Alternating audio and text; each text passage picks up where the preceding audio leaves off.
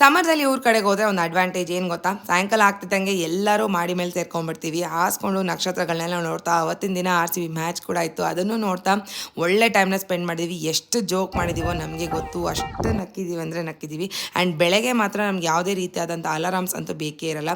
ಕೇಳಿಸ್ಕೊಂಡ್ರಲ್ಲ, ಪಕ್ಕದಲ್ಲೇ ನಮ್ಮ ದೇವಸ್ಥಾನ ಇರುತ್ತೆ, ಅಲ್ಲಿ ಹಾಡುಗಳು ಹಾಕಿದ್ದಾರೆ ಅಂತಂದರೆ ಬೆಳಗ್ಗೆ ಆಯಿತು ಅಂತ ಅರ್ಥ. ತುಂಬಾ ಒಳ್ಳೆ ಟೈಮ್ನ, ಒಳ್ಳೆ ಮಾರ್ನಿಂಗ್ಸ್ ಅಂತ ಹೇಳ್ಬೋದು. ಆ್ಯಂಡ್ ಆಗಾಗ ದೇವಸ್ಥಾನಕ್ಕೆ ಕೂಡ ಹೋಗ್ತಾ ಇದ್ವಿ. ಆ್ಯಂಡ್ ಇದು ಒಂದು ವಾರದ ಕ್ಲಿಪ್ಪಿಂಗ್ಸ್ ಆಗಿರುತ್ತೆ. ಈ ಕಾಂಬಿನೇಷನ್ ನಿಮಗೆ ಗೊತ್ತೇ ಇರುತ್ತೆ, ಹಸಿ ಕಡಲೆ ಬೀಜ, ಅದ್ರ ಜೊತೆಗೆ ಬೆಳ್ಳುಳ್ಳಿ, ಹಸಿಮೆಣಸಿನ್ಕಾಯಿ, ಕಲ್ಲುಪ್ಪು. ಇದ್ರ ಬಗ್ಗೆ ನಿಮ್ಗೆ ಐಡಿಯಾ ಇದ್ದರೆ ಕಮೆಂಟಲ್ಲಿ ತಿಳಿಸಿ.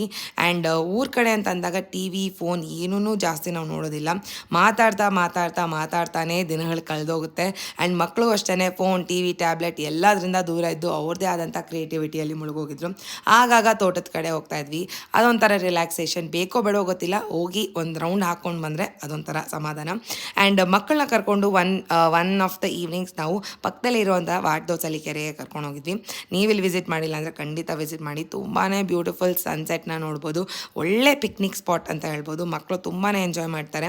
ನಮ್ಮದೇ ಆದಂಥ ಸ್ನ್ಯಾಕ್ಸ್ನೆಲ್ಲ ಪ್ರಿಪೇರ್ ಮಾಡಿಕೊಂಡು ನಾವು ಹೋಗಿದ್ವಿ. ಆ್ಯಂಡ್ ಇಲ್ಲಿ ನಾನು ಭಾರ್ಗವಿ ಒಂದು ಸಾಂಗ್ಗೆ ಡ್ಯಾನ್ಸ್ ಮಾಡಿದ್ದೀವಿ. ಆ ಸಾಂಗ್ ಯಾವುದು ಅಂತ ನೀವು ಕಂಡಿಡ್ತಾರೆ ಕಮೆಂಟಲ್ಲಿ ತಿಳಿಸಿ ನೋಡೋಣ.